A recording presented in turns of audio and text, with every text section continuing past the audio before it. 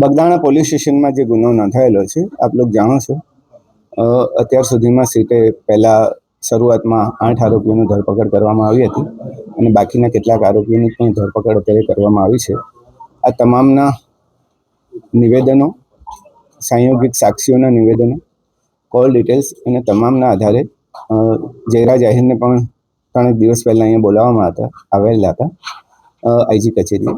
એમની પૂછપરછ ચાલેલી હતી અને ત્યારબાદ પણ બીજા 2 આરોપીઓની ધરપકડ સીટે કરેલી હતી અને તમામ પુરાવાઓને અત્યારે ધ્યાને લેવામાં આવે અને આજે સવારથી જ એસઆઈટીએ સાથે તમામ પુરાવાઓની ચકાસણી કરી હતી અને ચકાસણીના અંતે કેટલીક બાબતો સ્પષ્ટ કરવા માટે જયરાજ આહિરને ફરીથી અત્યારે સમન્સ પાઠવવામાં આવ્યું છે અને સમન્સના આધારે તેમની પૂછપરછ બાદ તમામ એસઆઈટીની ટીમને ચોક્કસપણે લાગ્યું છે કે આમાં પ્રાથમિક પુરાવા પૂરતા છે કે જેમાંથી જયરાજ આહિરની અમે ધરપકડ કરી શકીએ, એટલે આજરોજ એમની ધરપકડ કરવામાં આવી છે.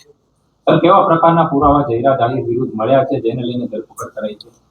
શરૂઆતના તબક્કામાં જ્યારે એસઆઈટીએ આ તપાસ કરી હતી ત્યારે પણ કેટલાક પુરાવાઓ જે હતા જેની મોલવણી અમે કરવામાં આવી હતી અને ત્યારબાદ જે 8 આરોપીઓની ફર્ધર પૂછપરછ કરવામાં આવી એમાં પણ કેટલીક સંડોવણીઓ જણાવી હતી અને ત્યારબાદ બીજા 2 આરોપીઓની ધરપકડ કરવામાં આવી. એના પછી પણ 2 મહત્વના સાક્ષીઓના નિવેદનો પણ લેવામાં આવ્યા અને અન્ય ટેકનિકલ પુરાવો પણ પ્રાપ્ત થયો છે કે જે એફએસએલની વેરિફિકેશન માટે જરૂરી છે, પણ એ પુરાવો પણ અમે ધ્યાને લીધો છે.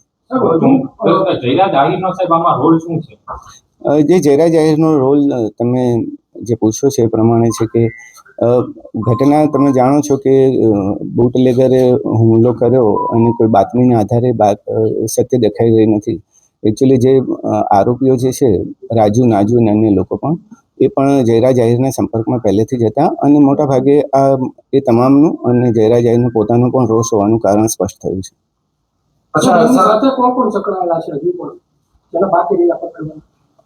અત્યાર સુધીમાં મોટાભાગના આરોપીઓની ધરપકડ કરી લીધી છે.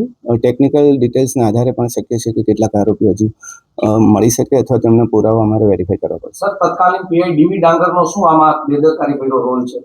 એ હજી અંતરંગ વિષય છે, આંતરિક વિષય છે. અમે તપાસ કરી રહ્યા છીએ કે ખરેખર શું થયું હતું એ વખતે.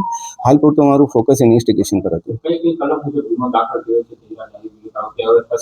ઓલરેડી જે આપણે કલમો દાખલ કરી છે 120B પણ દાખલ કરી છે, 307 પણ જૂની કલમો જે દાખલ કરી છે આપણે એ મુજબનો ગુનો દાખલ કરવામાં આવ્યો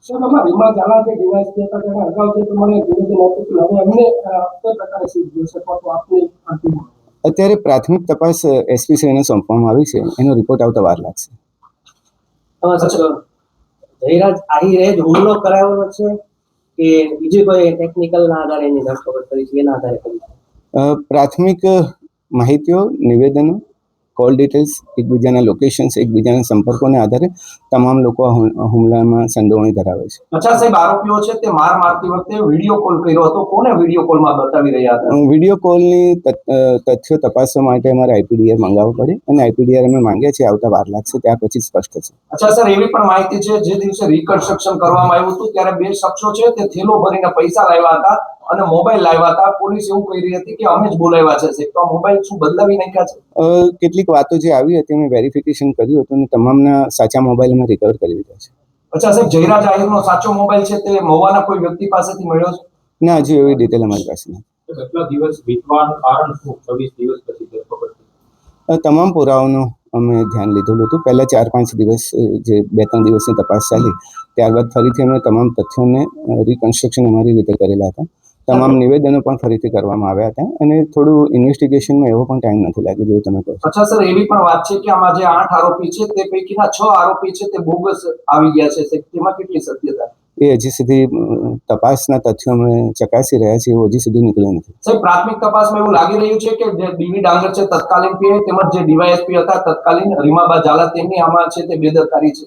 એ તપાસનો વિષય અમે એસપી શ્રીને સોંપેલો છે, એનો રિપોર્ટ આવતા વાર લાગશે. નવનીત બાલાજીએ જે પુરાવા આપ્યા એના આધારે જયરાજ આહિર સામે જે પુરાવા મળ્યા છે કે પછી કોઈ? અને તમામ પુરાવા અમે કહીએ કે તમામ પુરાવાને ધ્યાને લીધા છે. જેટલા આરોપીઓ પકડાયા, જેટલા સાક્ષીઓ મળ્યા, ફરિયાદીના નિવેદનો અને તમામનું અને ટેકનિકલ ડિટેલ્સ, લોકેશન્સના આધારે પણ તમને જે પ્રેસ નોટ આપવામાં આવી છે એમાં તમામનો ઉલ્લેખ છે.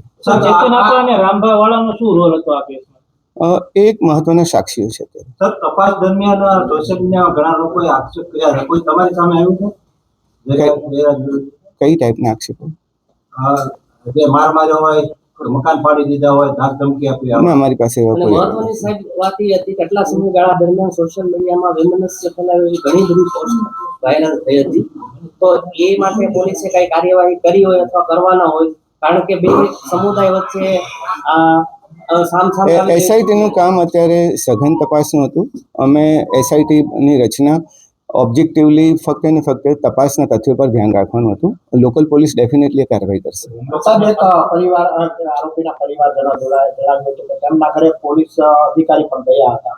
એ વાતમાં એ બાબતને અમે ધ્યાને લીધી છે ને એની પણ ચકાસણી થઈ રહી છે. અચ્છા સર, જયરાજાઈના ફાર્મ હાઉસનો વિડીયો વાયરલ થયો હતો, તેમાં પણ આ કેસના બે આરોપી ત્યાં બેઠા છે. આ કાવતરું સમગ્ર ક્યાંથી ઘડાયું હતું સાહેબ? એ કાવતરાની ટોટલ તપાસ અમે જ્યાં હજી થોડી વાર લાગશે, અમારે પુરાવાઓ અને ટેકનિકલ ડિટેલ્સની સાથે પછી તમને સિલસિલાબંધ હકીકતો અમે તમને પછી જ આપી શકીશ. અચ્છા સર, કેટલો ટાઈમમાં વિગત આ મીડિયાને આપશો સામે? ડેડલાઇન નહીં કહી શકાય. ઓકે સાહેબ, હવે ખાસ કરીને આજે તમે જ્યારે ખુલાસો કર્યો છે, જયરાજ આહિર આરોપી બને છે, બંને સમાજ વચ્ચે વૈમનસ્ય હવે ઊભું ન થાય તેને લઈને ભાવનગર પોલીસનો શું રોલ રહેશે? જો ન્યાયિક તપાસ અમે કરી રહ્યા છે, એસઆઈટીએ ન્યાયિક તપાસ કરી છે, તમામ પુરાવો પણ ધ્યાને લીધા છે.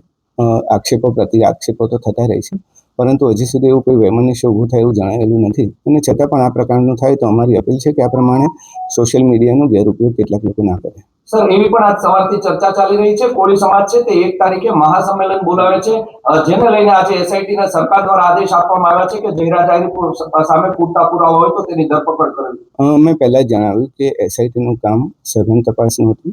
ઓબ્જેક્ટિવિટી તપાસમાં રહી એના માટે અમે કામ કરતા હતા અને એટલા જ માટે લોકલ પોલીસની સામાજિક પરિસ્થિતિનું આકલન કરી એમને ફ્રી રાખવામાં આવી હતી અને અમારા તપાસના તથ્યો પર અમારું આધારિત હતું. એટલે બાહ્ય પરિબળો અથવા બાહ્ય વાતાવરણની એસઆઈટીની તપાસ પર કોઈ અસર નથી. સર, કેટલા ડિજિટલ પુરાવા, સંયોગિક પુરાવા અત્યાર સુધીમાં જે 18 દિવસ આજે થયા છે એસઆઈટીની નિમણૂક થઈ તેમાં સામે આવ્યા છે?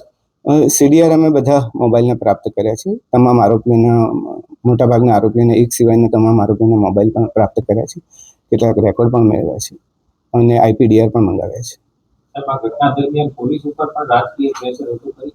મેં પહેલાં પણ કહ્યું આ જ પ્રશ્નનો જવાબ કે એસઆઈટીની તપાસ એ ઓબ્જેક્ટિવલી કરવા માટે એસઆઈટીની રચના કરવામાં આવી હતી. એટલે કોઈ પણ પ્રકારના બાહ્ય પરિબળો અથવા તો બાહ્ય વાતાવરણની અસર એસઆઈટી પર એટલા માટે ના થાય કે ઓબ્જેક્ટિવિટી ફક્ત તથ્યો અને જે હકીકતો અને પુરાવાને ધ્યાને લઈને જ કરવામાં આવી છે. જયરાજને ક્યારે કોર્ટમાં રજૂ કરવામાં આવશે? એ હવે ડિસિઝન લઈશું. પહેલી વાર જ્યારે જયરાજ આહિરને બોલાવવામાં આવ્યા એ પછી અને બીજી વાર, પહેલી વારમાં એવા કયા પુરાવા ઓછા પડ્યા અને બીજી વાર બોલાવવામાં આવી ગયા? જો તપાસ એક સતત ચાલતી પ્રક્રિયા છે. પહેલા ક્યારે પુરાવા મળે અને પછી ક્યારે પુરાવા મળે એ પ્રશ્ન જ સ્થાને છે. સતત ચાલતી પ્રક્રિયામાં જ્યારે ઇન્વેસ્ટિગેટિંગ ઓફિસરને લાગે કે હવે પૂરતા પુરાવાઓ છે ત્યારે ડેફિનેટલી કાર્ય કરશે. હવે આ તપાસ પૂર્ણ થશે કે પછી આગળ ચાલશે? જુઓ જ. મહત્વનો પુરાવો ટેકનિકલ સોર્સ છે કે પછી આરોપી પકડાય એના પછી? મને એવું લાગે છે કે લગભગ મેં બધું આપી દીધું છે. તમે એકવાર જ્યારે પ્રેસ નોટ વાંચશો તો ઘણા બધા પ્રશ્નોના ઉત્તર તમને મળી શકશે. અચ્છા સાહેબ, આમાં માયાભાઈ આહિરનો કોઈ રોલ છે કે નહીં હુમલો કરાવવા પાછળ? કોઈ એ પ્રકારનો રોલ હજી સુધી બાકીના જે પુરાવામાં પ્રાપ્ત થયા છે એમાં આ પ્રકારના રોલની કોઈની ચર્ચા નથી. તમે કોઈના પણ નામ પૂછી શકો છો, પણ જે અત્યારે હાલમાં આરોપીઓ જે પકડાય છે